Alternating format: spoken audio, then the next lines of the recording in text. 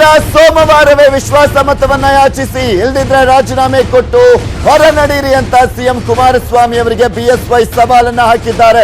BSY ಮಂದಹಾಸದಲ್ಲಿದ್ದಾರೆ. Full happy mood ನಲ್ಲಿ BS ಯಡಿಯೂರಪ್ಪನವರು ಇರುವಂತದ್ದು. ಅದರ ಎಕ್ಸ್ಕ್ಲೂಸಿವ್ ಆದಂತಹ ವಿಜುವಲ್ಸ್ ಗಳನ್ನ ಕೂಡ ನಿಮಗೆ ತೋರಿಸಿದ್ವಿ. ಏಕೆಂದ್ರೆ ಬಿಎಸ್ ಯಡಿಯೂರಪ್ಪನವರು ಮನೆಯಿಂದ ಹೊರಡುವಂತಹ ಸಂದರ್ಭದಲ್ಲಿ ಫುಲ್ ಖುಷಿಯಾಗಿ ಎಂಟಿಬಿ ನಾಗರಾಜ್ ಅವರು ಮುಂಬೈಗೆ ಹಾರಿದ್ರು. ದೆಹಲಿಯಲ್ಲಿ ಇದ್ದಂತ ಡಾಕ್ಟರ್ ಕೆ ಸುಧಾಕರ್ ಅವರು ಕೂಡ ಮುಂಬೈಗೆ ಹೋದಂತ ಹಿನ್ನೆಲೆಯಲ್ಲಿ ಯಡಿಯೂರಪ್ಪನವರು ಫುಲ್ ಖುಷಿಯಾಗಿದ್ದಾರೆ. ಸೊ ಹೀಗಾಗಿನೇ ಈಗ ಕುಮಾರಸ್ವಾಮಿ ಅವರಿಗೆ ಸವಾಲನ್ನ ಹಾಕಿದ್ದಾರೆ.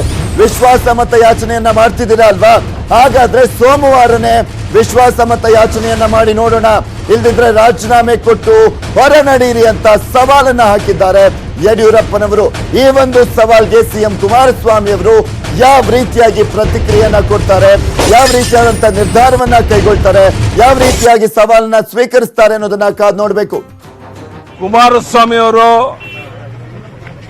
ನಾನು ವಿಶ್ವಾಸ ಮತ ತಗೊಂಡು ಶಾಸಕರ ಬೆಂಬಲ ಕನ್ಫರ್ಮ್ ಆಗದೆ ಯಾವುದೇ ಕಾರ್ಯಕಲಾಪ ಮಾಡಕ್ಕೆ ಸಿದ್ಧ ಇಲ್ಲ, ನಾನು ವಿಶ್ವಾಸ ಮತವನ್ನು ಕೇಳ್ತೇನೆ ಅನ್ನೋ ಮಾತನ್ನು ಹೇಳಿದ್ದಾರೆ.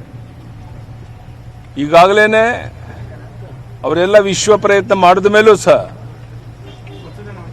ಎಂಟಿಬಿ ನಾಗರಾಜ್, ಡಾಕ್ಟರ್ ಸುಧಾಕರ್ ಇಬ್ಬರು ಸಹ ನಾನು ನಿಮ್ಮ ಜೊತೆಗಿರಲ್ಲ ಅಂತ ಹೋಗಿರುವಂಥದ್ದು ನಿಮಗೆಲ್ಲ ಗೊತ್ತಿರುವಂಥ ಸಂಗತಿ. 15 ಜನ ಈಗಾಗಲೇ ಸುಪ್ರೀಂ ಕೋರ್ಟ್ಗೆ ಎಂಟಿಬಿ ನಾಗರಾಜ್, ಡಾಕ್ಟರ್ ಸುಧಾಕರ್ ಸೇರಿ ಸುಪ್ರೀಂ ಕೋರ್ಟ್ಗೆ ಹೋಗಿದ್ದಾರೆ. ಮಂಗಳವಾರ ಸುಪ್ರೀಂ ಕೋರ್ಟ್ ಸಹ ಒಂದು ತೀರ್ಮಾನವನ್ನು ತಗೊಳ್ಳುತ್ತೆ.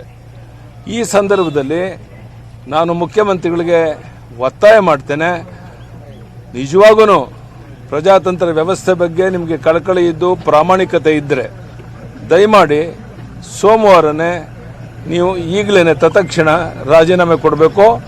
ಇಲ್ಲದೇ ಇದ್ದರೆ ಸೋಮವಾರ ನೀವು ಹೇಳಿದಂತೆ ಕಾನ್ಫಿಡೆನ್ಸ್ ವೋಟನ್ನು ಮೂವ್ ಮಾಡಿ ನಂತರ ಏನು ತೀರ್ಮಾನ ಆಗುತ್ತೋ ಅದರಂತಾಗುತ್ತೆ. ಆದ್ದರಿಂದ ನೀವೇನು ಹೇಳಿದ್ದೀರಾ ವಿಶ್ವಾಸ ಮತವನ್ನು ನಾನೇ ಕೇಳ್ತೇನೆ ಅಂತ ಅದನ್ನು ಮಾಡಬೇಕು. ಕುಮಾರಸ್ವಾಮಿ ಅವರು ನಾನು ವಿಶ್ವಾಸ ಮತ ತಗೊಂಡು